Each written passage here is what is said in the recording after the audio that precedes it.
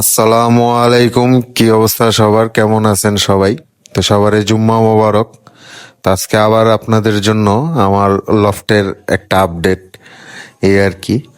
তো আমার 4টা থর ছিল, তো 4টা থরের মধ্যে একটা থর নামায় ফেলছি, আর একটা খালি পড়ে আছে।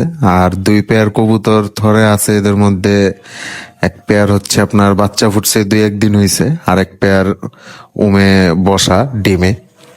তো অবশ্যই সবাই মাশাল্লাহ বললেন। আর এদিকে হচ্ছে সিঙ্গেল নর 3-4টা ধাপড়িতে, আর হচ্ছে আমার যে মাদিগুলা দেখাইছিলাম আপনাদের সবাইরে, ওই মাদি আছে কয়েকটা, আর যে বাচ্চাগুলা আমি উঠাইছিলাম, ট্যাগ পরাই দিছিলাম আমার, ওই বাচ্চাগুলা আছে শুধু। আর কবুতরগুলা বিক্রি করে ফেলছি। আগেও কবুতর কম ছিল, কিন্তু আগে যা ছিল এখন তার অর্ধেক কবুতর আছে বাসায়। তো এই আর কি, সব কবুতরের মল্টিং চলতেছে। তো আমি পিবি জিঙ্কটা ইউজ করি মল্টিং এর জন্য, এসিআই যে পিবি জিঙ্ক ওইটা।